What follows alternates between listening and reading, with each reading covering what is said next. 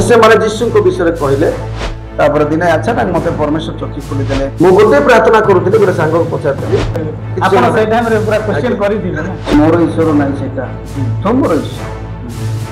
मु खाइल काई मारा अच्छा मद्यपान विषय तुम जो मद पिउछ मद पीवा द्वारा कौन उपकार अच्छा एजा को तुम तो मना कलो नहीं बोली कहली तांकर गोटे ट्यूमर सिस्टम गोटे घा हेतला अछि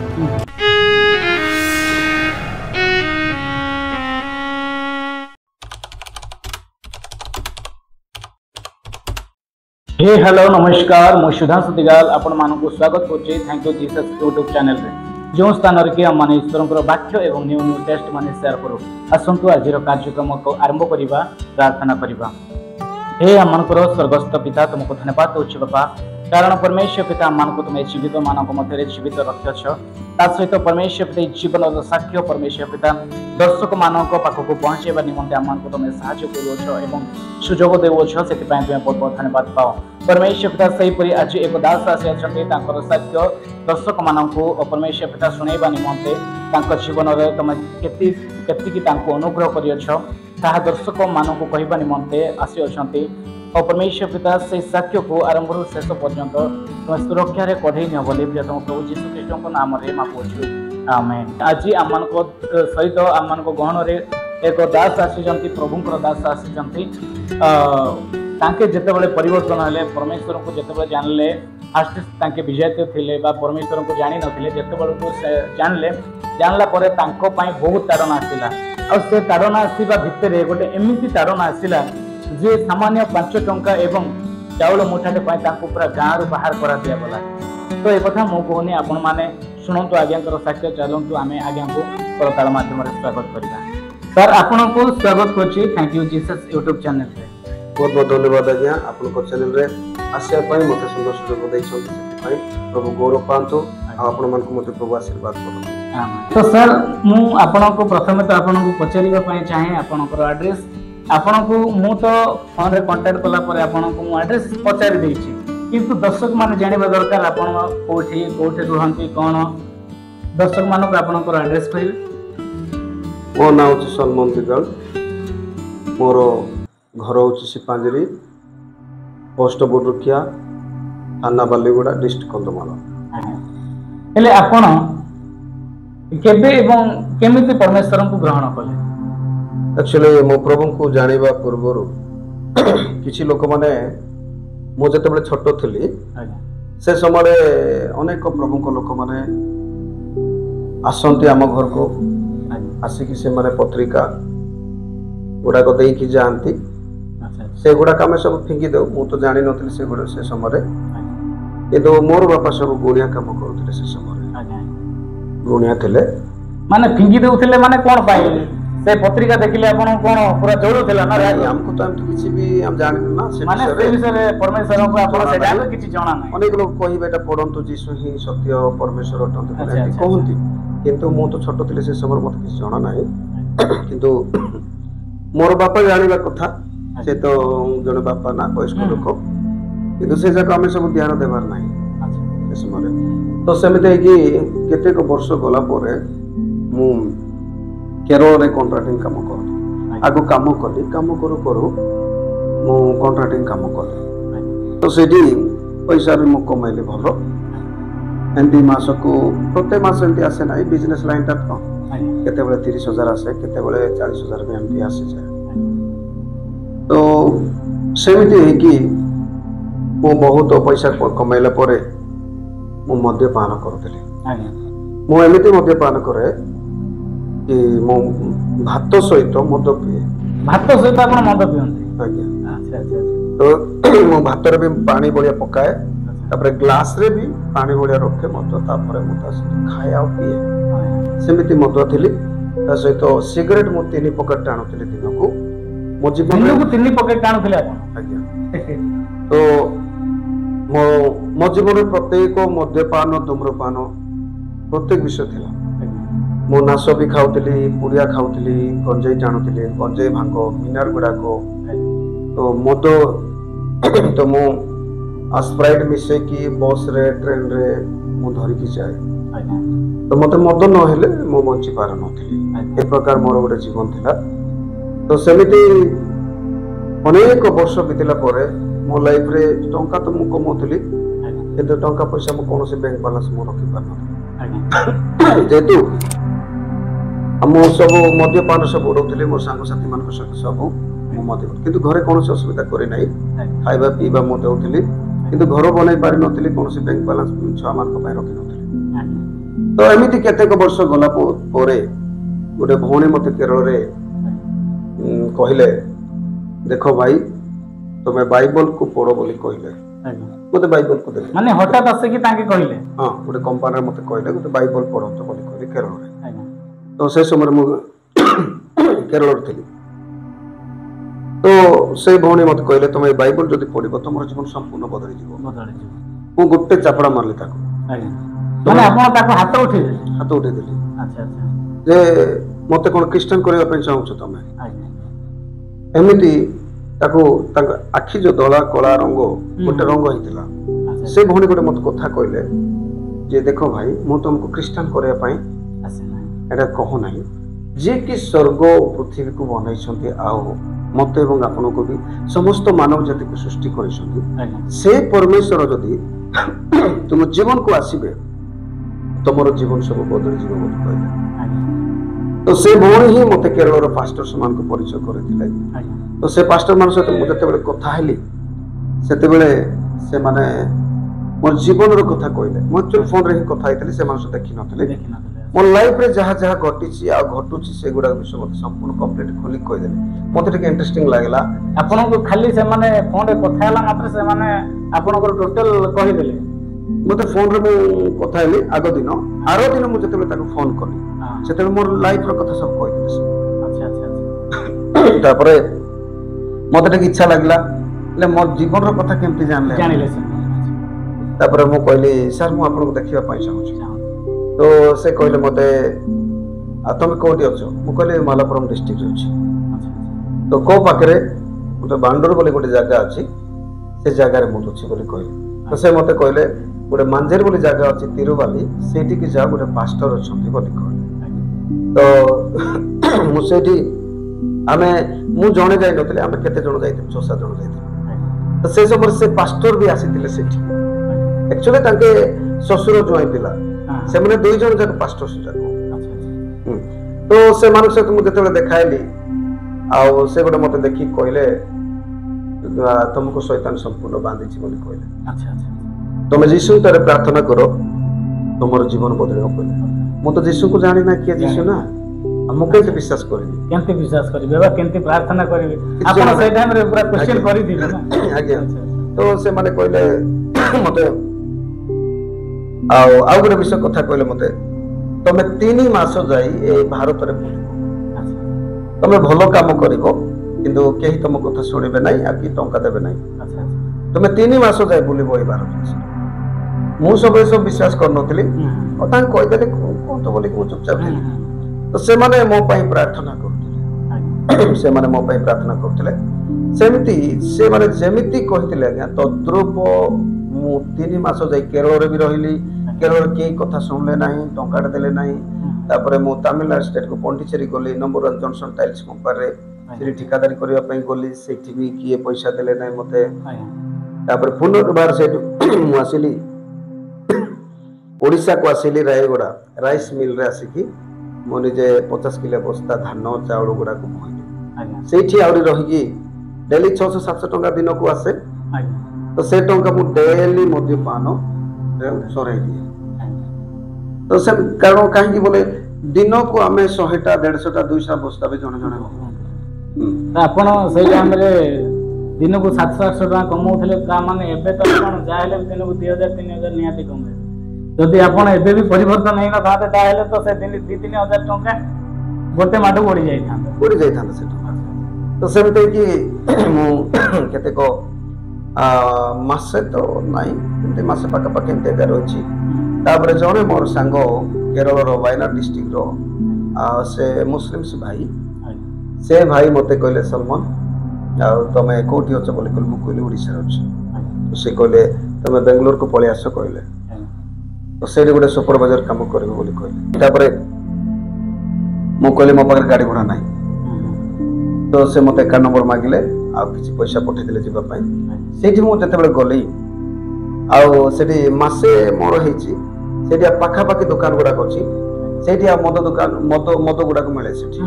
कम रेट्रे से मिले बार गुड़ाक अच्छी मुझे अधिक मद पीवा आरम्भ कर बहुत मद्यपान कला गोटे दिन यही सन्ध्या समय मत गोटे चिंता आसला जे मो एते लक्ष लक्ष टंका कमाइली मो जीवन रे कि मो पिला मन पे गोटे घर बनै पारले ना बा गोटे बैंक बैलेंस ना तो मो बापा ही के लाभ कौन यही विषय गोटे मो जीवन अचानक चिंता आसला तो से समय 10 टू 15 जाए एमती सैलरी थिला सुपरवाइजर काम कहीं मु जो कॉन्ट्रैक्टिंग करथले से सब बर्बाद हो गली मिलला नहीं तापरे मु सुपरवाइजर काम करिया पे गली बेंगलोर रे तो सेठो संध्या समय मु चिंता कली आ मो माँ को मु फोन कली माँ मते खोजिबो नाही मु आत्महत्या करबो जाउछ तो माँ कहले देखो बाबू तोर बापा तो नहांती मरी जाइछंती आ बड़ पुओ तो मते प्रेम करंती नाही मु तुम सहित ही थिली मु सेना कुआडे जाय कि भिक्षा मागी खाइबी किंतु तोर छुआ दीटा कोन हेबे हेले से टाइम रे आपण बाहा हे कि आपनकर छुआ पिला थिले आपनकर मिसेस थिले तथापि आपण एते मद्यपान करि कि आपनकर जति इनकम थिला सब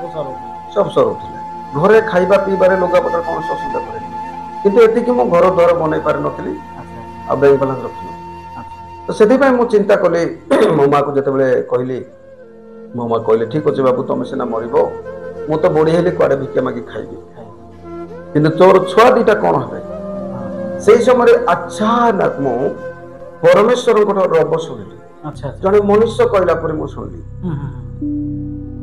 मु डायरेक्ट शुणिली जे तमे डुबन नियो बोली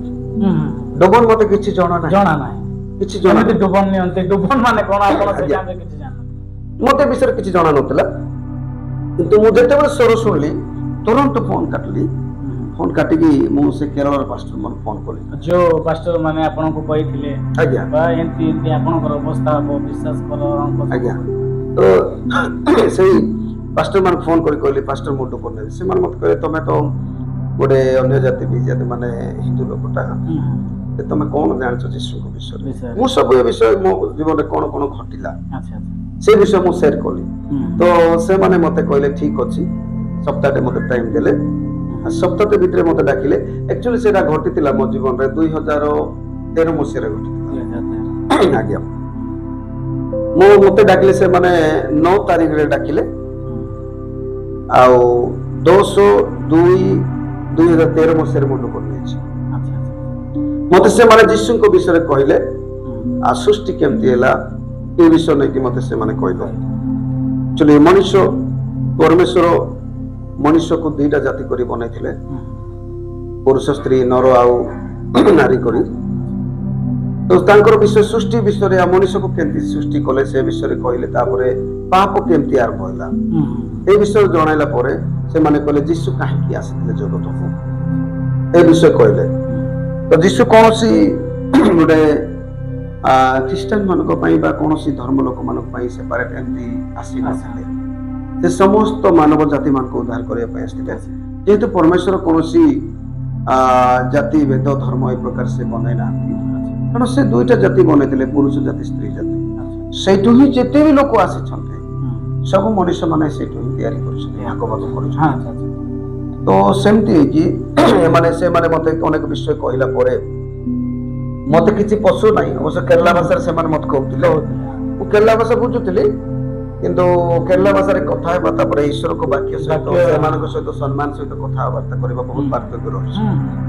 तो सेमते कि किंतु बुझि न पले भी मते किछि न पसले भी मते जो एनकाउंटर हे जाय छै एनकाउंटर हे छै ना जे मते डुबन न बोली डायरेक्ट कोनोसी मनुष्य कोइ ना दिना डायरेक्ट सुनिली तो से स्वर सुनला परे मन मन आरो से माने जहा भी कोंतु किंतु मते डुबन नेबा दरकार एटा गोटे मो जीवन रे आसी सेमती तापर से माने किछि राति रे कहिला परे आर दिन से माने मते जलरे बुड़ेइले जेतेले मु जलरे बुड़ीली हाँ बाप्तिस्मा नेली से जलरू बुड़ीकी मते जेतेबे काढिले सेटु मोर माइंड पूरा चेंज हो गला एकदम मोर माइंड गोटे अलग प्रकार हो गला जे माने जोटा कि मो जीवन रे मद्यपान बीड़ी सिगरेट नाश गंजाई जहाँ भी मुखरे भाषा गुड़ाक थिला मु काहाको भय करिवार नै का आगरे काहाको भय करिवार नै किंतु मो जीवन रे मु अन्याय बोली कि मु सहे कली नै किंतु और हेले मु काहाको पसंद कली नै ए प्रकार गोटे गुण थिला किंतु मु खराब व्यक्ति थी किंतु प्रभु जीसु मते प्रेम कले तो जेते बेले मोर डुबन रु जलर ऊपर को आसिले सेटु मोर माइंड को संपूर्ण चेंज कर देले यीशु ख्रीष्ट चेंज कर देले और से मते पूरा अलग ही गला मोर माइंड अलग आला परे मु सेठी रहिले गोटे रात से दिन तापर आरो दिन मु पुनर्बार बेंगलोर पळई गली सेठी मते प्रभु जीसु सपन रे मते गोटे कथा कहले से समय वाक्य गोटे कथा कहते मु तो वाक्य किसी जाने ना कि स्वप्न गोटे आसला यीशु ख्रीष्ट जिते मृत्यु उठिला पुनर्थित होला जो आपण शिष्य मान को देखो देख मोर हस्त देखो माने देखो मोर पक्ष जोटा कि जौन लिखित सुसमाचार 20 पूर्व 20 लिखा अछि सेटा शिष्य मान को देखो देखो मोर हस्त पक्ष देश देखो बोली देखो ए वाक्य गोटे मत स्वप्न आसला तो मु गोटे भाई को पचारे भाई एंती जहन एंती कौन गोटे अछि ए प्रकार वाक्य गोटे से कहले हां अछि तो सेठी पढ़ला बेल को सेटा ही लिखा अछि जोड़ा शिष्य मान को जिसु देखैतिले सेटा ही वाक्य रे लिखा अछि तो मते सेटा देखैतिले परमेश्वर स्वप्न रे देखैतिले मते हस्त देखो तापर कक्ष देश देखो बोले एमिति देखैतिले आ मते कहिले जे स्वप्न रे देख सलमान आ मु समस्त जगत सृष्टि करि अछि मु ए जगत को आसीतिले आउ मत किए जानी पारले नहीं आउ बाकी रहते लेखा अछि से अपना राज्य को आसिले किंतु अपना लोक माने ताको ग्रहण करले एंती लेखा अछि जहन एते सुसमाचार एक पर्व जदि हमें पढिबा 10 तळ को बोले हमें पाई परबो सेटा तापरे देखसर मन तो पाई बोली मु माने मरी गली उठिछि केवल तो पाई नहीं समस्त जगत पाई आ देखो मोर कोंटा मारिथिले एठी बोली कक्ष देश देखैले आ मते कहिले से जे तमे मो पाई साक्षी हेबो तू जेंति जानि नथिलु मते तू जेंति मदुआ थिलु से प्रकार अनेक लोक माने छथि से लोक मान पाकु तू जाई कि सत्यता कहिबो से मान को ए प्रकार मते प्रभु यीशु मते स्वप्न रे कथा कहिले तापरे सेमते कि मते प्रार्थना करिया को जणा नाही केते पाखरे नहाते ना मु तो कनाडा कर्नाटक रे सेटा बेंगलोर रे कनाडा जाहले भी आपण जदी 2-3 थरो जदी चर्च जाई थांते बा से मान को पास्टर मान सहित बसा उठा होई थांते जाहले आपण जाहले भी टिके जानि थांते प्रार्थना केमिति करा हबो कोन केमिति करा हबो आपण जानि थांते मत किछि जाना ना राइट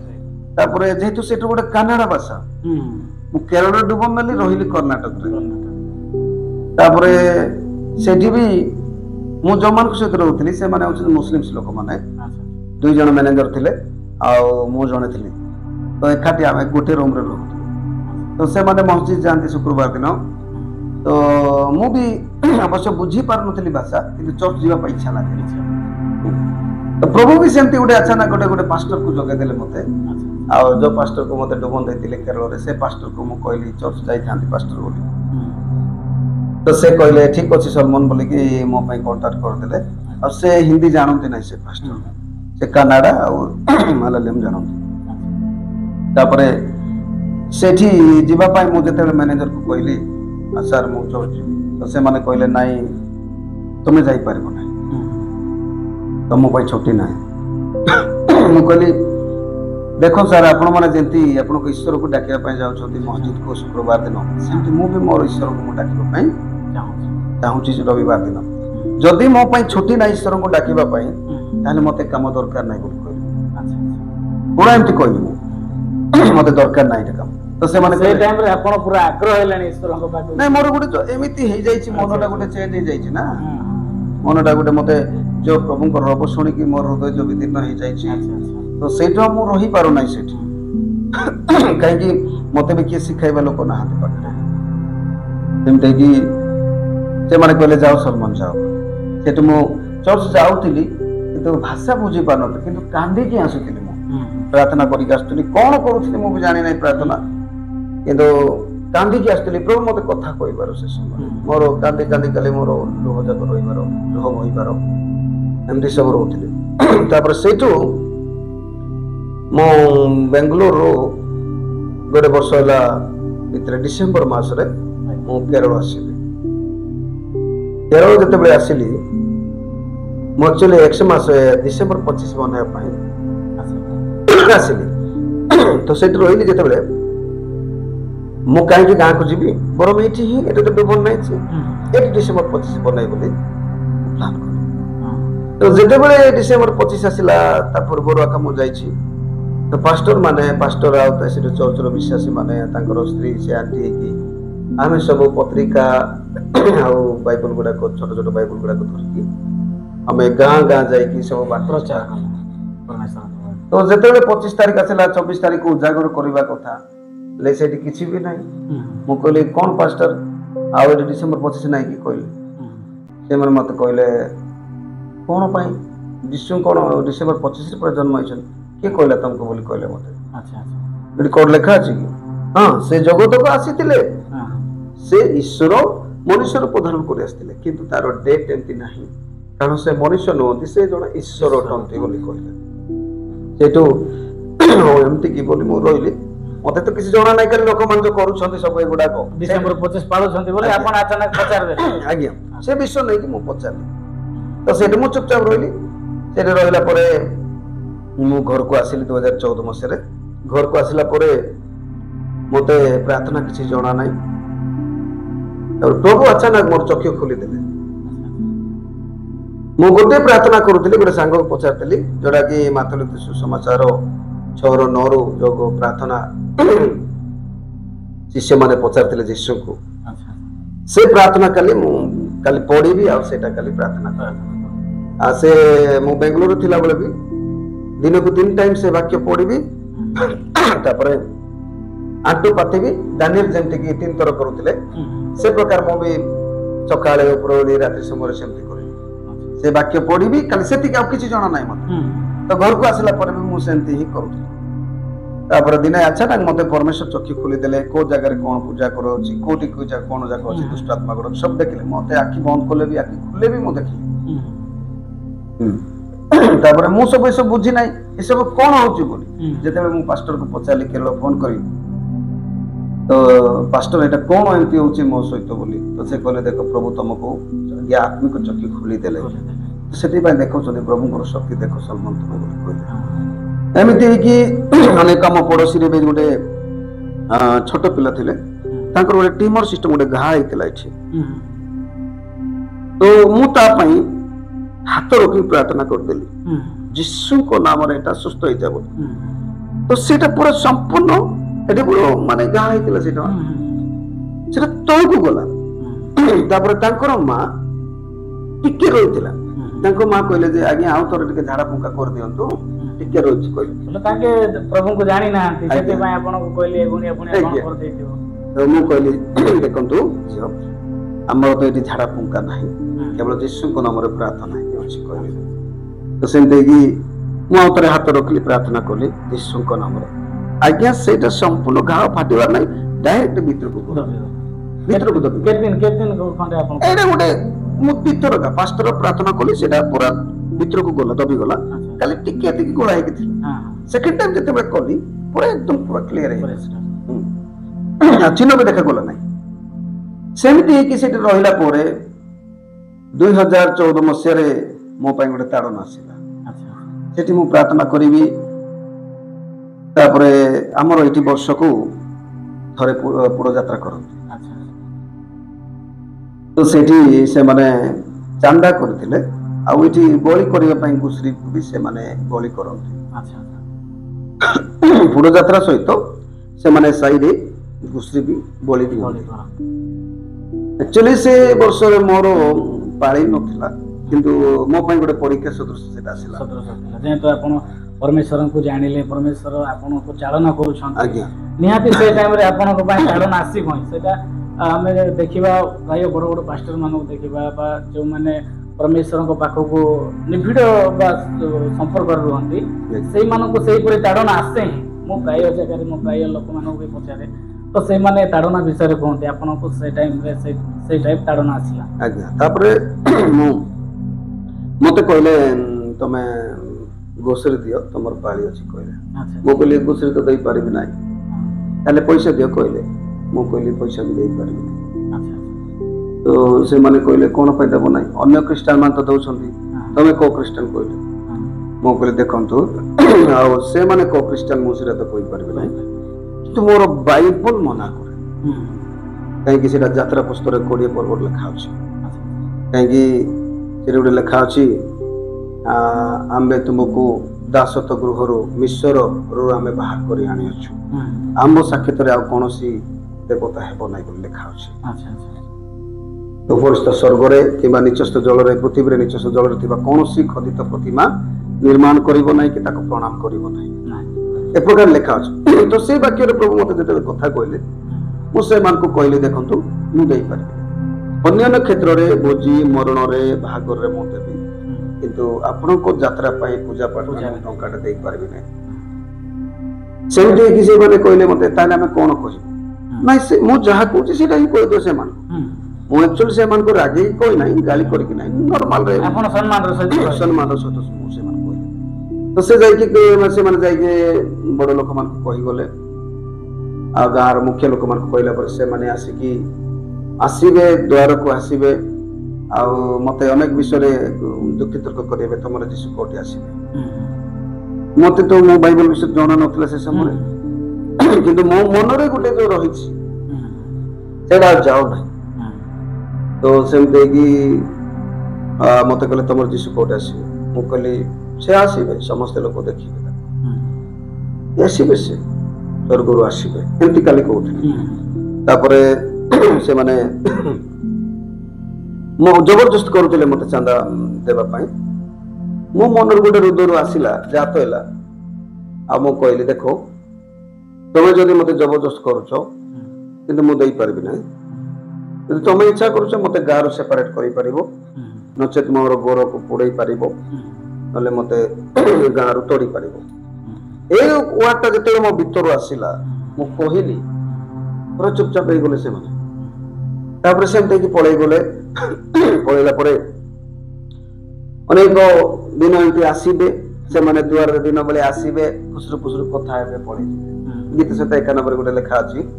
जे से माने ओइतो लोक माने सहस्र लोक आसीबे तुमको किंतु से माने आसी पारेबे नै तमे सेई दुष्ट मानकर सुचक्षु रे तमे देखिबो निरीक्षण करिवो बोली लेखा अछि तो गीत सहित 91 गोटे मोर चैप्टर से संपूर्ण कइबा कोले माने आपनकर टोटल प्रूफ सहित प्रूफ आगे सेटा तो एरा सब पढ़ले तो समय होबो नै गोटे गोटे वाक्य पढ़ी कि कहले यदि बा मु शॉर्ट रे कहूची तो सेमते कि सेटा भी गला 2014 तापरे मु तो नथिले एमते का चलला केते वर्ष 2018 मसिया रे आउथरे पुनर्बार मो पाई तारण आसी सेठी भी से माने गां रे जो गाई गुडा को जो खुरा जो पको हेतिला त माने घा हेतिला खुरा गुडा तो सेटा पई से माने गोटे पूजा को आनी की पूजा करथिला तो सेटू गां रो जे की चाटिया बोली कहंती से लोक सब अनाउंसमेंट करथिले किंतु आमे सेटा सब जानि नथिलु मो सब प्राय तो यार सेड बोलीबार सेवा कार्य प्राय 2018 मसिया रे मते आउथरे से गाई अगर गाई गुडा को जो माने खुरा गुडा को जो गा हेतिला सेठी से माने पूजा करथिले आउ कोनोसी लोक आइसा खाइबे नै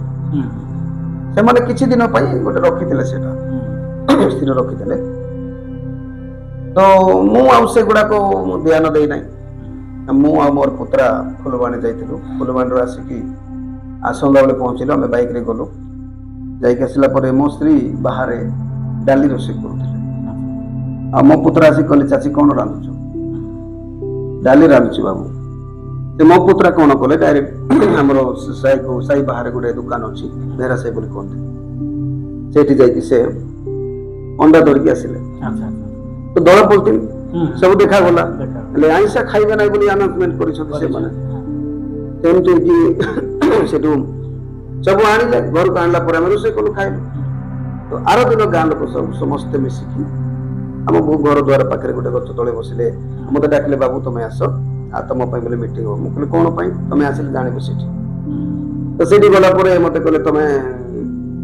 आइंसा खाइलो अंडा खाइलो कोन पई तमे मारा करतेलो कहले मु कहले मु तो विषय जानि नथले कहले नाही तमे जानि सुनि सब करूछो कहले मु कहले देखंतु मु तो एंती भी बोलुची घरे रहू नाही ए सब कराई छी बोली मु जानि नथिली जरा ताके बुझाबुझी करिछन से विषय मु जानि नथिली सेति पई आ सेटा भी मो पुत्र आनि छी मते दोष दर्शन से तापरे मते कहले तमे मारा कलो 1000 टका फाइन देबो मु कहली मु फाइन देई परबी नाही मोर किछि बोल नाही कि मोर ईश्वर नाही सेटा तुमर ईश्वर मु खाइले काई मारा हबो सेटा मु एंती प्रश्न कली तापरे मु गोटे विषय पचारली मते एक समय देबो कहले हां कोन तो कहले मु जानि छी स्वर्ग पृथ्वी बनैबा ईश्वर शरीर पाई आइंसा गुडा को बनै छ आइंसा खाइबा पाई से अनुमति दै छ खाइ पारे किंतु जहा को जोडा रुचु से खाइ पारे किंतु काहा को जबरदस्ती करि पारेबो नै न खाइबा लोक को खाओ बोली कहि पारो नै आ खाइबा लोक को मना करि पारेबो नै किंतु एटा तो शरीर पाई खाइबा पाई ना जे ए गुडा को अंडा खाइबा तर कोन क्षतिकारक होछ कोन हानिकारक किछि तो नै ना तेबे मु गोटे विषय पचारबी आपण मानको अच्छा मद्यपान विषय तमे जो मद पिउछ मद पीवा द्वारा कोन उपकार अच्छा एटा को तमे तो मना कलो नै बोली कहली मद को भी तो बंद करबा कथा ना आज्ञा अंडा खाइबा द्वारा मारा होची मद पीबा द्वारा मारा हो नै की बोली कहली आज्ञा प्रबल मते गाली देले से माने प्रबल गाली देले झगड़ा कले मते कहले पानी देबो नै गछ देबो नै काठ आनिबा पई देबो नै गोबर देबो नै दुनिया कथा मते कहले मु कहले नै अनुसार करंत जदि आपण माने अनाउंसमेंट करूछंती जदि शरीर पई अंडा खाइबा द्वारा मारा होची तो मद पीबा द्वारा काई मारा हो नै एटा को प्रकार बुद्धि एटा ज्ञान बोली मु कहले सेटु से मान पाके उत्तर नै ताके पाटी तंड हे कि मते गुडाई गाली कले तो मो घर को बोली घर को जाई किसी लोक डाकिली मु कहली तुम राखी अछि कि नै तो कोन हला बोली कहले नै तुम देखुछ कि नै सलमान आगे मद हे कि थिला एबे मद पिउ नै तुम देखा जाउछ कि नै एटा तो मुझे मन गोटे पचारि तुम मत कहल जे आम जंगल रु काठ आने देव ना पहाड़ हेले ए पहाड़ किए रही जदि कौन मनीष जदि पहाड़ बनई तेरे मु गछ आनबी ना गोटे भी नहीं आस तो परमेश्वर को सृष्टि ना जदि संसार अनुसार देखा गले फरेस्ट अधिकार गवर्नमेंट तो चुपचाप ले आ गोटे विषय पचारि अच्छा ये नल को किए किए खोली नल को गुड़ाक जदि तमे खोलीच नल को मु छुई भी नहीं पारे किंतु एरा जो गवर्नमेंट खोलीबाटा तमे मना करि पारिबो मु एक कथा कहली जदि एमिति अछि धर्म पाई बोले कि पानी छुईबा को हेबो नाही अछि तबे मु कलेक्टर पाट को जीबी पुलिस स्टेशन जीबी आ पचारि जीबी जदि एमिति अछि आज्ञा तेबे मते भी गोटे सेपरेट गोटे नल को दिया जा मु पचार जीबी कहली सेटा भी गला दुई तापरे मते कहले हमें गां रु बाहर कर दे बोल कहली अच्छा ए जगह कार कहली मु ना एटा तुम बापारो ए घर ना तुम बापारो एटा पटा जगह ना बादी जगह नहीं पटा जगह इले मते कोन हिसाब रे बाहर कर देबो कहली जदि मु रिजन है कि केस कर जीबी कोन हो तमे बोले कहली तो चुपचाप बोले तापर कोन कोन कहले गोबर देबो नाही भाई हेला बात से क्या बोले कहले मते सेटा गला जो 2018 मसिया रे एमती जाय कि आउ तरे 2019 मसिया रे आउ तरे से माने मते से फिर से यात्रा पई से टंका 5 टंका चाउल किलो से माने चंदा करथिले से टाइम से थिला तो घर पिछा सेटा अच्छा मो पाई गोटे परीक्षा सदस्य गोटे विषय आसी जाउची तो मो स्त्री एक्चुअली मुझे समझ नथिली घरे मो स्त्री को से माने जाय कि बहुत गुडा झगड़ा कले से ଗାଳି କଲେ ତ ମୋତେ ଫୋନ କଲେ ଏମିତି ଗାଳି କରିବା ପାଇଁ ଆସିଛନ୍ତି ଝଗଡ଼ା କରୁଛ ମୁଁ କହିଲି ମୋ ସ୍ୱାମୀ ନାହାନ୍ତି ଆସିଲେ କଥା ହେବେ ବୋଲି କହିଲି ତ ସେମାନେ ଗଲେ ଆର ଦିନ ହୋଲି ଦିନ ଥିଲା ହୋଲି ଆଉ ଆମେ ମୁଁ ତ ସେ ହୋଲି ଯାକ ସବୁ ଲଗାଏ ନାହିଁ ଆମେ ଘର ବାରିଆଡ଼େ ଥିଲୁ ସକାଳେ ସକାଳେ 7টাରେ ମା ମାନେ ଭଉଣୀ ମାନେ ସବୁ ଆସିଲେ ଗହଳି ହେଇକି ଆସିଲେ ପ୍ରାୟ 15-20 ଜଣ ଅଧିକ ହେବେ ଆସିଲା ପରେ ମୁଁ କହିଲି ଦୟାକରି ଭାଉଜ ମୋତେ ହୋଲି ସବୁ ଲଗେଇଦେବ ସେ କହିଲେ ଯେ ନାଇଁ ବାବୁ ତମକୁ ଆମେ ହୋଲି ଲଗେଇବା ପାଇଁ ଆସିଲୁ ତମେ ଦାଣ୍ଡକୁ ଆସ କହିଲେ ତାପରେ ମୁଁ ଦେଖିଲି ସମସ୍ତେ ବସିଛନ୍ତି ମୁଁ କହିଲି କ'ଣ ମା ତ କେବେ ଆସିବେ ନାହିଁ କ'ଣ ଅସୁବିଧା ହେଲା ଆସିଲେ ସକାଳେ ସକାଳେ ତ ସେମାନେ ମୋତେ ପଚାରିଲେ ହେଲେ ବାବୁ ତୁମେ କୌଣସି ଜାଗାରେ ଚାନ୍ଦା ବେଦା ଦେଉନ ସେଥିପାଇଁ ଆମେ ଆସିଛୁ ମୁଁ କହିଲି କୋଉ ଜାଗାରେ ମୋର ନାଁ ନାହିଁ କୋଉ ମରଣ ଘରେ କୋଉ ବାହାଘରେ ନା କାହା ଭୋଜି ଘରେ ଦେଇନେଇ ମୁଁ ଚାନ୍ଦା ବେଦା ମୋତେ ଦେଖାନ୍ତୁ ସେଟା ଲିଷ୍ଟ ତ ସେମାନେ କହିଲେ ନାଇଁ ଯେ ତମେ ଦେଉଛ ଯେ କିନ୍ତୁ ଯାତ୍ରା ସମୟରେ ଦେଉନ ମୁଁ କହିଲି ଯାତ୍ରା ତ ତମର ନା ମୋର ନାହିଁ ନା ତମର ଯାତ୍ରା ମୁଁ କାହିଁକି ଦେବି ଏ କଥା ଯେତେବେଳେ କହିଲି ସେମାନେ କହିଲେ ଗୋଟେ ଏକା ତ ପ୍ରଭୁ ବାବୁ ମୁଁ କହିଲି 1 ମିନିଟ କ'ଣ କହିଲ ଗୋଟେ ଏକା ପ୍ରଭୁ ହେଲେ ମୁଁ ଯଦି ଡିସେମ୍ବର 25 ପାଇଁ କି କୌଣସି ଆମର ପର୍ବପର୍ବାଣୀ ପାଇଁ ଯଦି ପ୍ରୋଗ୍ରାମ ପାଇଁ ଯଦି ଚାନ୍ଦା ମାଗିବି ତମେ ଦେବ କି କହିଲି ମୁଁ ସବୁ ପ୍ରଭୁ ବୁଦ୍ଧି ଦିଅନ୍ତି ସେ ସମୟରେ ଦିଅନ୍ତି କାହିଁକି ବାଇବଲ ଲେଖା ଅଛି ଯେତେବେଳେ ଲୋକମାନେ ତୁମକୁ ଶାସନକର୍ତ୍ତା ମାନଙ୍କ ପାଖକୁ ନେଇଯିବେ ସେତେବେଳେ କ'ଣ କହିବ ଏ ବିଷୟରେ ଆଗରୁ ଚିନ୍ତା କର ନାହିଁ ସେ ସମୟରେ ପବିତ୍ର ଆତ୍ମା ବକ୍ତା ତୁମେ ବକ୍ତା ନାହିଁ ସେ ପ୍ରକାର ପ୍ରଭୁ ମତେ ଗୋଟେ ଗୋଟେ ବାକ୍ୟ ଦେଉଥିଲେ ବୁଦ୍ଧି ଦେଉଥିଲେ କେମିତି କୁହାଯାଏ ଗୋଟେ ପ୍ରଭୁ ତାହେଲେ ତମେ ବି ଚର୍ଚ୍ଚ ଆସ ଚାନ୍ଦା ବେଦା ଦିଅ ଆମକୁ ବି ମତେ ମୁଁ ଯେତେବେଳେ ଏ କଥା କହିଲି ସେତେବେଳେ ସେମାନେ କହିଲେ ନାଇଁ ନାଇଁ ଆମର ପ୍ରଭୁ ଅଲଗା ତୁମର ପ୍ରଭୁ ଅଲଗା ବୋଲି ମାନେ ଅଚାନକ ତାଙ୍କର ପ୍ରଶ୍ନ କରିଥିଲେ ସେ ପ୍ରଶ୍ନଟା ସେ ପ୍ରଶ୍ନରେ ତାଙ୍କେ ଫସିଗଲେ ନିଜେ ମୁଁ କହିଲି ସେମିତି ହିଁ ତମର ପ୍ରଭୁ ଅଲଗା ମୋର ପ୍ରଭୁ ଅଲଗା ଅଟେ ସେଥିପାଇଁ ମୁଁ ଦେଉନାହିଁ କହିଲି ସେଠୁ ସେମାନେ ଆଉ କିଛି ମତେ କହିପାରିଲେ ନାହିଁ ଗାଳି କଲେ ଝଗଡ଼ା କଲେ ଭାଷା ଗୁଡା କହିକି ସେମାନେ ଯାଇକି ପୁରୁଷ ମାନଙ୍କୁ ଡାକି ଆସିଲେ ଏଟା ହଉଛି 2019 ମସିହାର କଥା ଲାଷ୍ଟ ଆଡକୁ ତ ସେମାନେ ପୁରୁଷ ମାନେ ଆସିଲେ ବହୁତ ଆସିକି ମତେ ବହୁତ ଗୁଡା ଝଗଡ଼ା କଲେ ତମର ଯୀଶୁ କୋଉଠି ଅଛନ୍ତି ତମର ଯୀଶୁ କ'ଣ ସେ ଅମୃତ ଭଣ୍ଡା ଗଛରେ ଆମ୍ବ ଫଳେଇ ପାରିବେ କି ଏମିତି ଗୁଡାଏ ଅଭାଗ୍ୟ ପ୍ରଶ୍ନ ଗୁଡାକ ସେମାନେ ମତେ ସବୁ ପ୍ରଶ୍ନ କରିବାର ମୁଁ କିଛି କହିବାର ନାହିଁ ଆଉ କିଛି ଲୋକମାନେ ଯାଇକି ଟିଣ ଭାଙ୍ଗିଲା ପରି ହେବାର କିଛି ଲୋକମାନେ ପାଣି ପାଇ ଭାଙ୍ଗିଲା ପରି ହେବାର ମୁଁ କହିଲି ଭାବି ଚିନ୍ତି କରି କରନ୍ତୁ ଆଉ କିଛି କହୁନଥିଲି ଭାବି ଚିନ୍ତି କରି ଟିକେ କରନ୍ତୁ ସେମିତି କି ସେମାନେ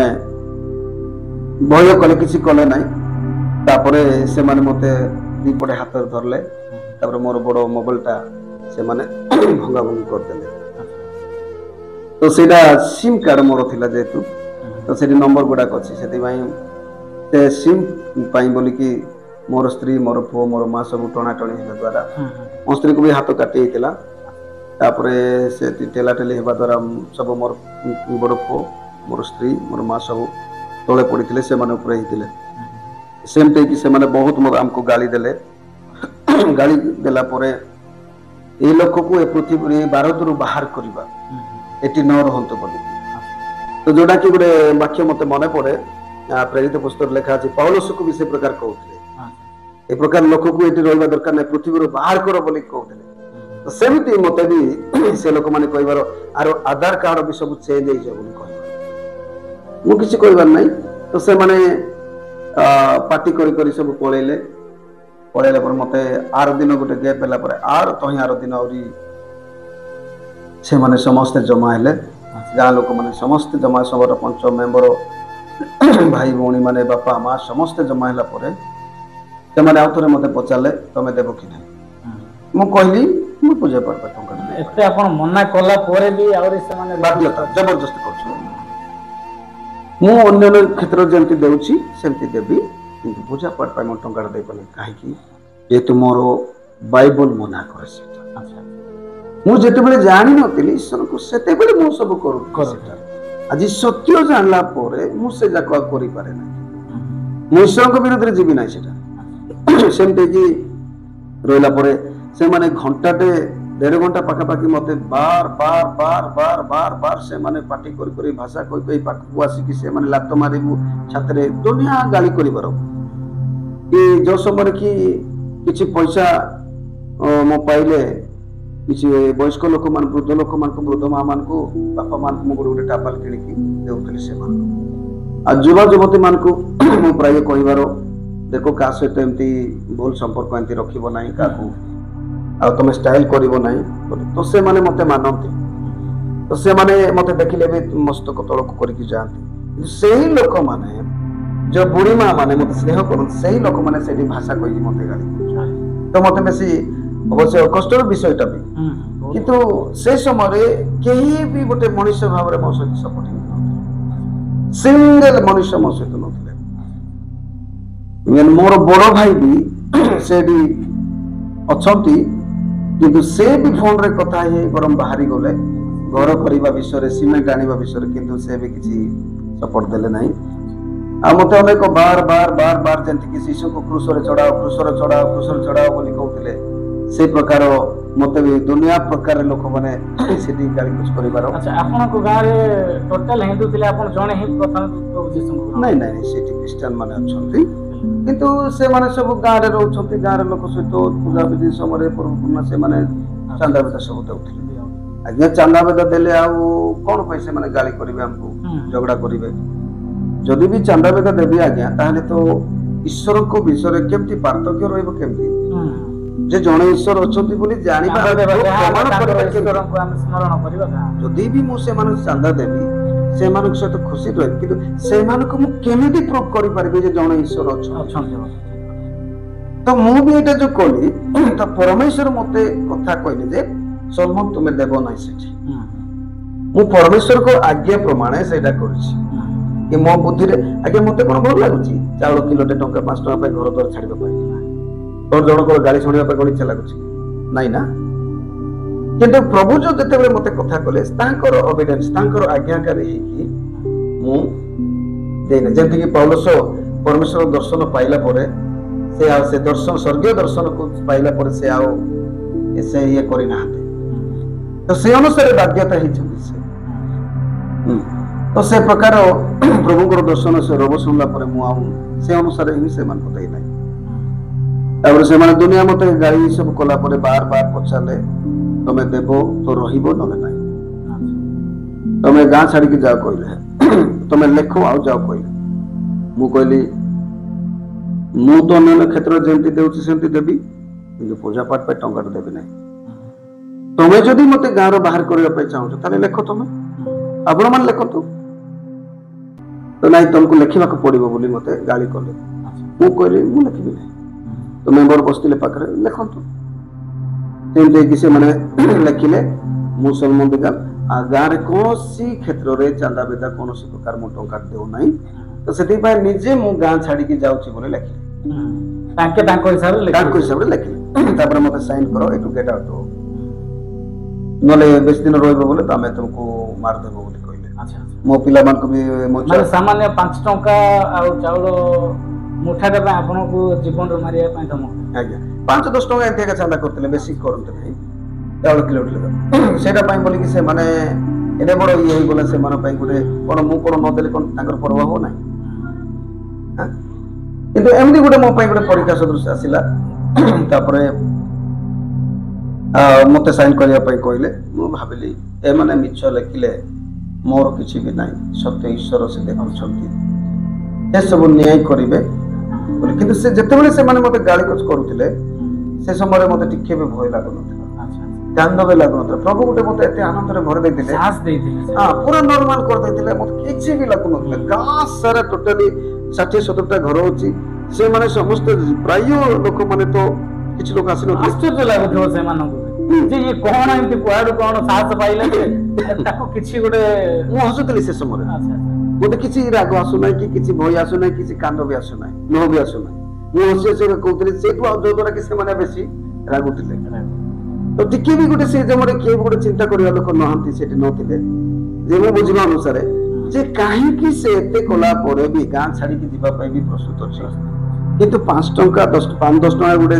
ଟଙ୍କା ତାପରେ ଚାଉଳ ଗୋଟେ କିଲୋଟେ ଦେବା ପାଇଁ ସେ ନାରାଜ ଅଛି।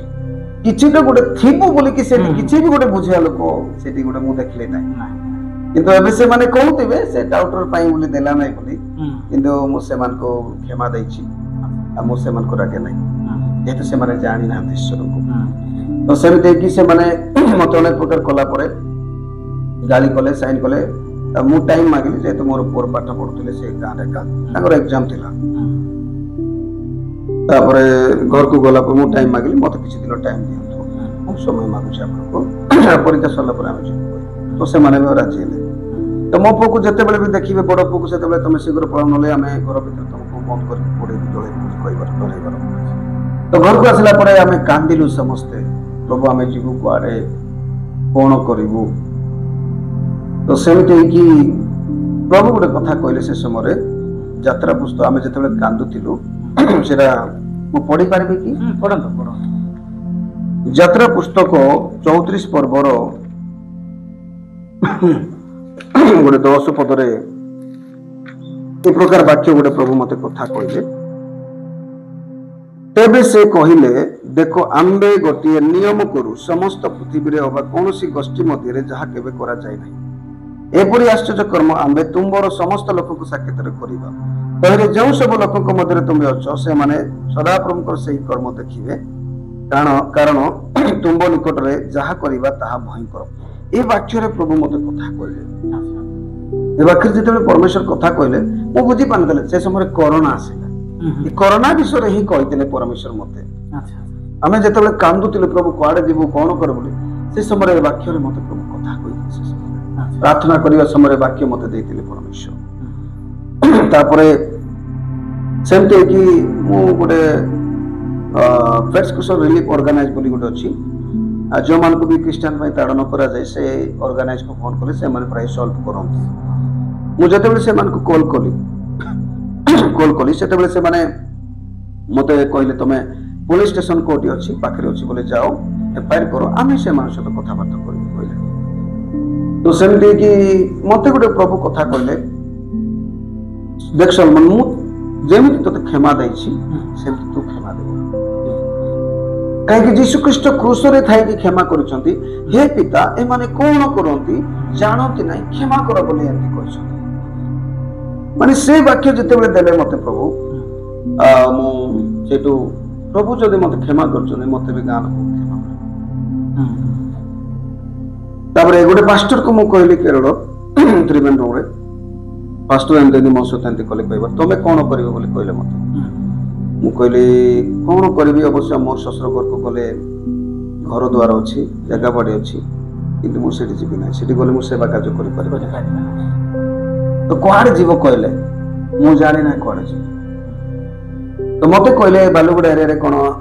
ଘର ଭଡ଼ା ମିଳିବ କି? ମୁଁ ତ ଏସବୁ ଅଭିଜ୍ଞତା ନାହିଁ, ବାଲୁଗୁଡ଼ାରେ କ'ଣ ଏମିତି ଘର ଭଡ଼ା ମିଳିବ କି ନାହିଁ ମତେ ଜଣା ବି ନଥିଲା। ତ ଯାଅ ତୁମେ ପଚାର, ଆଉ ଘର ଭଡ଼ା ନେଇକି ତୁମେ ସେଠି ରୁହ, ଗାଁ ଛାଡ଼ିଦିଅ କହିଲେ। ସେଇ ସମୟରେ ଆମେ ଆଜ୍ଞା ଆମ ବାଡ଼ରେ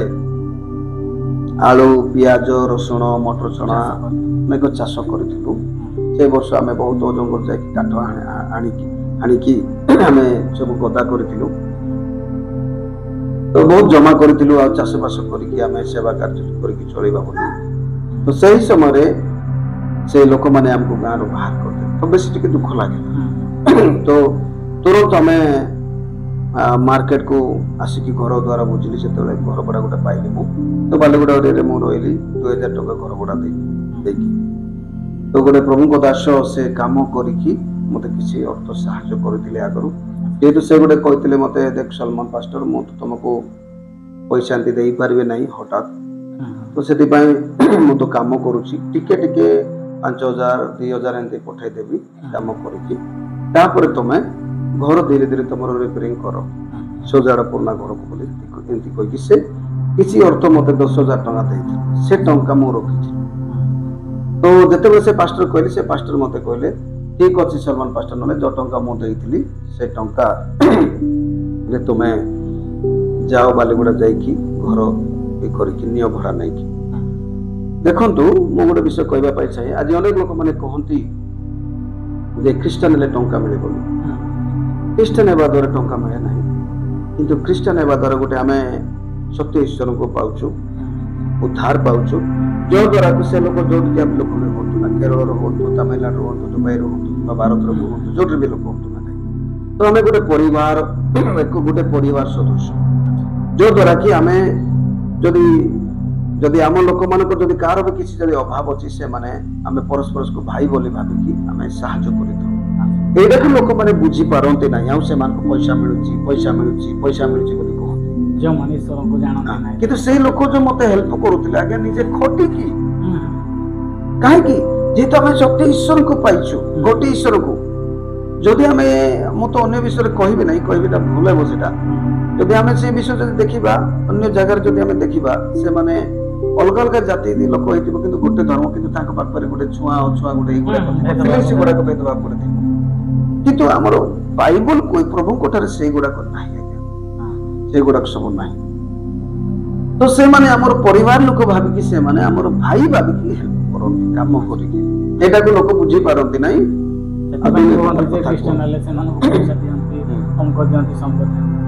ମତେ ବି ଅନେକ ଲୋକ ମାନେ ଜଣେ ମତେ କେନ୍ଦ୍ରାପଡାର ଲୋକ ମତେ କହିଲେ ତମକୁ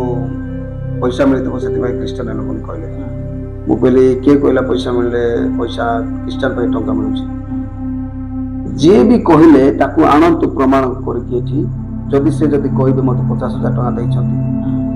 ତମେ ଯୋଉଟା କହୁଛ ଆଜ୍ଞା 50,000 ଟଙ୍କା ଦେଇଛନ୍ତି ବୋଲି ଆଣନ୍ତୁ ତାକୁ ଯଦି ସେ ସତ କହିଲେ ମୁଁ ଏ ବିଲ୍ଡିଂ ଦେଇକି ମରିବି ମୁଁ ରହିବି ନାହିଁ କାହିଁକି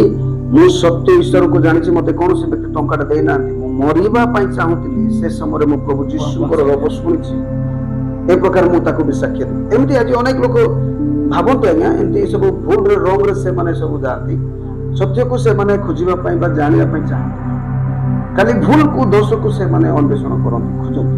ଏଟା ହଉଛି ଭୁଲ ଅଟେ ମଣିଷ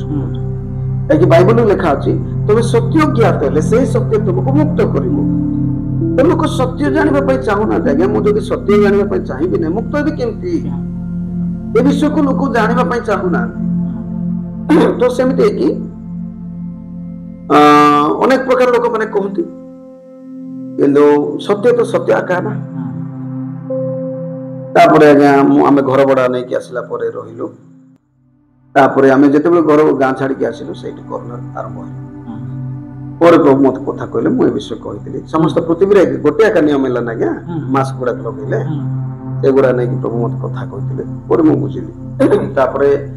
ସେମିତି ହେଇକି ବେଳେ ବେଳେ ମତେ ରାଗ ଲାଗେ ଆଉ ଗାଁକୁ ଗଲେ ବି କି ମୁଁ ଗାଧଉଥିଲେ ବି ଆମକୁ ଏତେ ସବୁ ସେମାନେ ଏମିତି ହଇରାଣ କଲେ ଆମକୁ ଗାଁରୁ ବାହାର କଲେ ବୋଲି ମତେ ରାଗ ଲାଗେ ତ ପ୍ରଭୁ ମତେ ଦିନେ କଥା କହିଲେ ଯୋସେଫଙ୍କ ବିଷୟରେ ଯୋସେଫଙ୍କୁ ବି ନିଜର ଭାଇ ମାନେ ହିଁ ବାହାର କରିଥିଲେ ତାକୁ ମାନେ ବିକ୍ରି କରିଥିଲେ ଅନ୍ୟ ଲୋକମାନଙ୍କୁ ସେ ଦ୍ୱାରା ଯୋସେଫ ଗୋଟେ ମିଶରକୁ ପଳେଇଥିଲା ସେଠି ସେ ପ୍ରଧାନମନ୍ତ୍ରୀ ହେଇଥିଲା ତ ସେ ଯୋସେଫ ବିଷୟରେ ପ୍ରଭୁ ଯେତେବେଳେ ମତେ କଥା କହିଲେ ଯୋସେଫଙ୍କ ଦ୍ୱାରା ହିଁ ତାଙ୍କର ଭାଇମାନଙ୍କୁ ସେ ପ୍ରତିପୋଷଣ କରୁଥିଲେ ତ ପ୍ରଭୁ ଆଜି ବି ଆମମାନଙ୍କୁ ଦେଇ ଅନେକ ଲୋକମାନଙ୍କୁ ସତ୍ୟ ଈଶ୍ୱରଙ୍କ ବାକ୍ୟ ଦେବା ପାଇଁ ଆମେ ଗୋଟେ ଅନ୍ୟମାନଙ୍କୁ ଏକ ଉଦାହରଣ ହେବା ପାଇଁ ଏଇଟା ପ୍ରଭୁ ଚାହାନ୍ତି ଏ ବାକ୍ୟ ଯେତେବେଳେ ମତେ କଥା କହିଲେ ମୁଁ ବହୁତ କାନ୍ଦିଲି ତେବେ ପ୍ରଭୁ ମତେ ମୋ ହୃଦୟକୁ ତମେ ଚେଞ୍ଜ କରିଦିଅ ତ ମୁଁ ଯେତେବେଳେ ଗାଁକୁ ଯାଏ ମୁଁ ସମସ୍ତଙ୍କୁ ନମସ୍କାର କରେ ସମ୍ମାନ ସହିତ ତ ସେମିତି ସେମାନେ ବି ନମସ୍କାର କରନ୍ତି ତ ଏବେ ପ୍ରାୟତଃ ମୁଁ ହାତ ଉଠେଇବା ପୂର୍ବରୁ ଗାଡି ଚଲେଇକି ଯାଉଥିବି ବାଇକରେ ସେମାନେ ହିଁ ଆଗରୁ ମତେ ନମସ୍କାର ଆଜ୍ଞା ବୋଲିକି ସେମାନେ ହାତ ଯୋଡ଼ିକି କହନ୍ତି ନମସ୍କାର ବାପା କି ନମସ୍କାର ଦାଦି ନମସ୍କାର ଭାଇ ନମସ୍କାର ପୁଅ ବୋଲି ଏମିତି କହନ୍ତି ଏସବୁ ପ୍ରଭୁଙ୍କର ଅନୁଗ୍ରହ ଯୋଉ ଜାଗାରେ ମତେ ଗାଳି କରିକି ବାହାର କରୁଥିଲେ ସେ ଜାଗାରେ ବି ସମ୍ମାନ ମତେ ପ୍ରଭୁ ଦେଇଛନ୍ତି କିନ୍ତୁ ମୁଁ ସେମାନଙ୍କ ସହିତ କୌଣସି ମୋର ଶତ୍ରୁତା ନାହିଁ ହେଲେ ଆପଣଙ୍କୁ ସେମାନେ କେବେ ଦୁଃଖରେ କହିଛନ୍ତି କି ନାଇଁ ଆମେ ଆଉ ଆପଣଙ୍କୁ ଏମିତି କଷ୍ଟ ଦେଲୁ ଆପଣଙ୍କୁ ଏତେ ଦୁଃଖ ଦେଲୁ ଆପଣଙ୍କୁ ଗାଁରୁ ବାହାର କରିଦେଲୁ ତଥାପି ତୁମେ ଆମମାନଙ୍କ ସହିତ ଏତେ ପ୍ରେମରେ ମିଶୁଛ ଏତେ ପ୍ରେମରେ କଥାବାର୍ତ୍ତା ହଉଛ ଏମିତି କେବେ ସେମାନେ ଦୁଃଖ କରିଛନ୍ତି ଦିନେ ମତେ ମୋ ପୁଅ ବର୍ଷା ଟାଇମରେ ଏଟା ମେ ବି 2022 ମସିହାରେ ବୋଧେ ମତେ ମନେ ହଉନାହିଁ ଭଲରେ ସେ ମସିହାରେ ବର୍ଷା ସମୟ ଥିଲା ତ ମୋ ପୁଅ ସାଇକେଲରେ ଯାଉଥିଲେ ସ୍କୁଲକୁ गाँव रे ही पढ़ुले तो साइकिल पंचर है तो मत फोन कर कहले बाबा एमती साइकिल पान मु कहले देख बाबा तुम साइकिल माट रख मु गाड़ी धरिक आसी छाड़ी आसी तो वर्षा होता है मु छाड़ी गली छाड़ी गला समय जो व्यक्ति मत बेसी कष्ट देते मोबाइल भंगा भंग कर देते भाषा गाड़ी करके से माने झगड़ा करते से व्यक्ति से चली चली आस मार्केट आड़ मुझे देखिली मु कहले मो पुक देख बाबू आज ए बापा को मु गाड़ी में बसिक मत मो पुक कहले देख बाबा एते हमको ये कोने से व्यक्ति को बसिक हां बाबा मु ताको नहीं किसी आज गाड़ी में बसिक तो पुक को स्कूल छाड़ी की गला परे मु ताको बसई कि नेली जेहेतु मो रेनकोट लगेची हेलमेट लगेची वर्षा होती से भी छता धरकी जाऊ ता पाखकू बाइक नहीं रखिली बापा बसंतु मु कहली कुआडे जाउछंती नाही मो स्त्री को देह भलो नाही आ से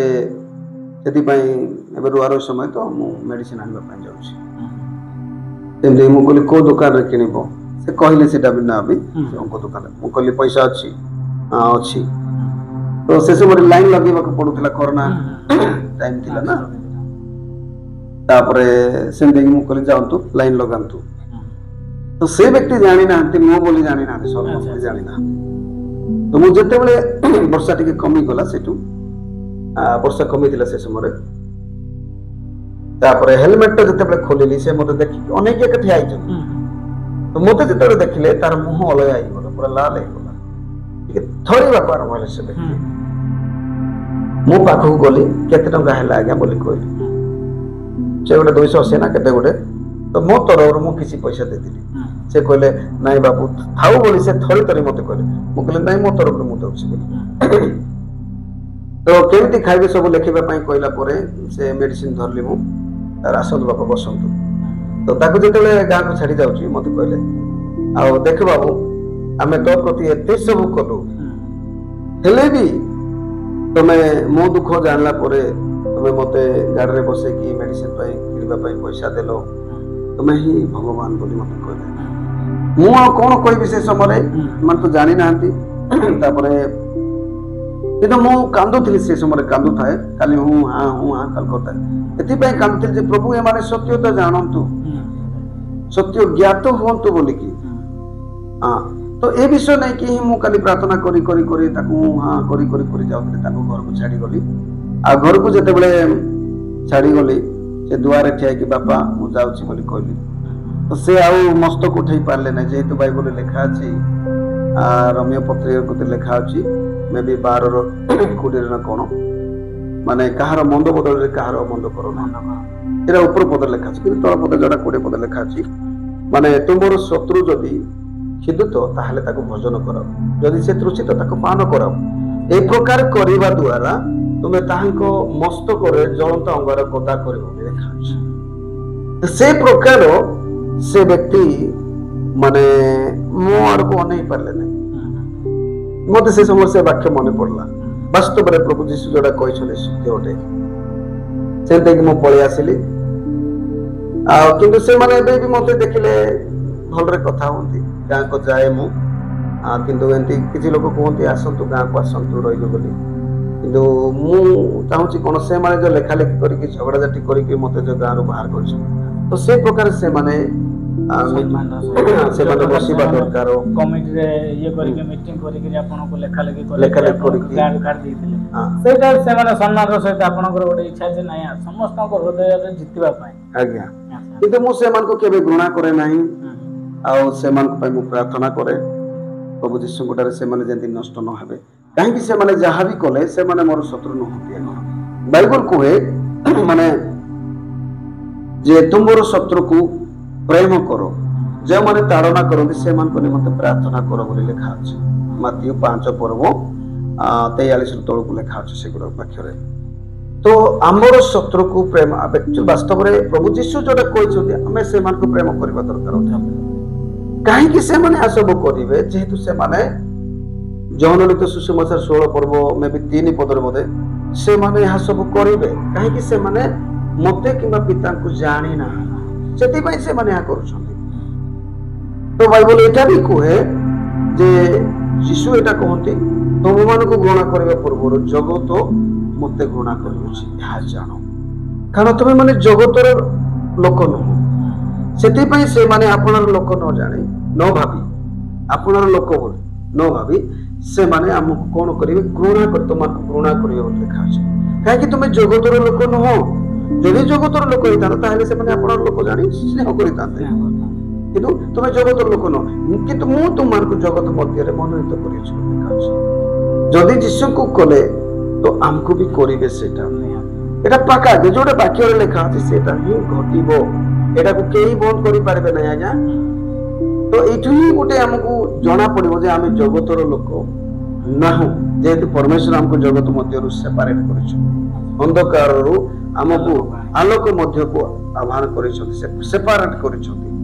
ତ ସେଥିପାଇଁ ଆଜ୍ଞା ଯୋଉ ପାର୍ଥକ୍ୟ ରହିଛି ସେଥିପାଇଁ ବୋଲିକି ମୁଁ ପ୍ରଭୁ ଯୋଉଟା କହିଲେ ଗୋଟେ ମୁଁ ଯେତେବେଳେ ଈଶ୍ୱରକୁ ସତ୍ୟ ଈଶ୍ୱରକୁ ଜାଣିନଥିଲି ସେ ସମୟରେ ଯାହା ବି ମୁଁ କରୁଥିଲି ମଦ୍ୟପାନ ଝଗଡ଼ାଝାଟି ଏସବୁ, ସତ୍ୟ ଈଶ୍ୱରକୁ ପାଇଲା ପରେ ମାନେ ଏଇଟା ବାସ୍ତବରେ ସତ୍ୟ ଈଶ୍ୱର ହିଁ ମୋର ଜୀବନକୁ ବଦଳି ଦେଇଛନ୍ତି। ଏଇଟା କୌଣସି ଧର୍ମ ବଦଳାଇବା ପାଇଁ ନାହିଁ, କିନ୍ତୁ ଯୋଉ ଈଶ୍ୱର କି ସ୍ୱର୍ଗ ପୃଥିବୀ ବନେଇଛନ୍ତି ମନୁଷ୍ୟକୁ, ସେ ଈଶ୍ୱର ହିଁ ମୋର ଜୀବନକୁ ବଦଳେଇଛନ୍ତି। ମୁଁ ସେହି ଈଶ୍ୱରଙ୍କର ସେବା କାର୍ଯ୍ୟ କରେ। ଆଉ ସେଇ ଈଶ୍ୱରଙ୍କ ବାକ୍ୟ ଅନୁସାରେ ପ୍ରଭୁ ମୋତେ ଯେତେବେଳେ କଥା କହିଲେ ତୁମେ କ୍ଷମା କର, ମୁଁ କ୍ଷମା କରିଛି। ଏବେ ଆପଣ ମାନେ କୁହନ୍ତୁ, ଯଦି ଜଣେ ଖରାପ ରାସ୍ତାରେ ଯାଉଥିବା ମଣିଷ ପରିବର୍ତ୍ତନ ହେଇ ଯଦି ଭଲ ରାସ୍ତାକୁ ଆସୁଛି ତାହେଲେ ସେଇ ଭଲ ରାସ୍ତାରୁ ବି ତାକୁ ହଟେଇବା ପାଇଁ ଲୋକ ମାନେ ଯେତେବେଳେ ଜଣେ ଖରାପ ଥିବ ନା ତାକୁ ବହୁତ ସପୋର୍ଟ କରନ୍ତି। ତ ଯେତେବେଳେ ମଣିଷ ଭଲ ହେଇ ଆସେ, ଯେତେବେଳେ ମଣିଷ ଗୋଟେ ଭଲ କାର୍ଯ୍ୟ କରେ, ଗୋଟେ ମଦ ପିଉଥିବା ଲୋକ, ବଞ୍ଚେଇ ଟାଣୁଥିବା ଲୋକ, ବ୍ୟଭିଚାର କରୁଥିବା ଲୋକ, ନର ହତ୍ୟା କରୁଥିବା ଲୋକ, ରେପ୍ ମର୍ଡର କରୁଥିବା ଲୋକ ଯଦି ପରିବର୍ତ୍ତନ ହେଇଯାଏ, ସେ ଯଦି ଭଲ ରାସ୍ତାରେ ଯାଏ, ତାହେଲେ ଆମର ଲୋକମାନେ କଣ କରନ୍ତି, ଆମମାନଙ୍କୁ କଣ ଚଳି ଯାଆନ୍ତି ବା ଆମମାନଙ୍କୁ ଆଉ ଥରେ ସେମାନେ ସେଇ ପ୍ରକାର ହୁଅନ୍ତୁ ବୋଲିକିରି ସେମାନେ ଚେଷ୍ଟା ଚଲାନ୍ତି। ତ ଆପଣ ମାନେ ଆଜ୍ଞାଙ୍କର ସାକ୍ଷ୍ୟ ଶୁଣୁଥିଲେ, ଏ ଆଜ୍ଞା ତାଙ୍କ ଜୀବନରେ ବହୁତ କଷ୍ଟ ସହିଛନ୍ତି କେବଳ ପରମେଶ୍ୱରଙ୍କ ପାଇଁ। କାରଣ ପରମେଶ୍ୱର ତାଙ୍କୁ ଯେତେବେଳେ ସେ ଖରାପ ରାସ୍ତାରେ ଯାଉଥିଲେ, ଖରାପ କାର୍ଯ୍ୟ କରୁଥିଲେ, ସେଇଠୁ ଉଦ୍ଧାରି ଦେଇଛନ୍ତି ପରମେଶ୍ୱର। ଉଦ୍ଧାରିକି ଏବେ ତାକୁ ଗୋଟେ ଅମଣିଷରୁ ମଣିଷ କରିଦେଇଛନ୍ତି। ତ ଆପଣ ମାନେ ଚିନ୍ତା କରନ୍ତୁ, ଆଜ୍ଞା ଯୋଉ ପରିବର୍ତ୍ତନ ହେଲେ, ସେ ପରିବର୍ତ୍ତନ ହେବାର ଭୁଲ ନା ପରିବର୍ତ୍ତନ ନ ହେଇ ଯଦି ସେଇ ପ୍ରକାର ଚାଲିଥାନ୍ତେ ତାହେଲେ ସମସ୍ତେ ତାକୁ ସପୋର୍ଟ କରିଥାନ୍ତେ। ନିଷ୍ପତ୍ତି ଆପଣଙ୍କର। ଆପଣ ମାନେ ନିହାତି କମେଣ୍ଟ ବକ୍ସ ଖୋଲା ଅଛି, ଆପଣ ମାନେ କମେଣ୍ଟ ବକ୍ସରେ ନିହାତି କୁହନ୍ତୁ। ରହିଲି, ଏ ଭିଡ଼ିଓ ଆପଣ ମାନଙ୍କୁ ଭଲ ଲାଗିଥିବ। ଯଦି ଏ ଭିଡ଼ିଓ ଭଲ ଲାଗିଛି ତାହେଲେ ଏ ଭିଡ଼ିଓକୁ ଆପଣ ମାନେ ସେୟାର କରନ୍ତୁ, ଲାଇକ୍ କରନ୍ତୁ, କମେଣ୍ଟ କରି କୁହନ୍ତୁ ଭିଡ଼ିଓ କେମିତି ଲାଗିଲା। ତା ସହିତ